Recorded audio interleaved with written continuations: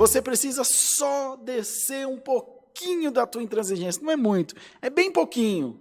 E dizer, Senhor, perdoa. E lembra-te que com Deus não se fala de cima para baixo. Com Deus se fala de baixo para cima. Como Zaqueu, desce. Para eu pousar na tua casa, você tem que descer. Não dá para você ficar aí nessa alturona que você está. Irmão, desce dessa altura que você está.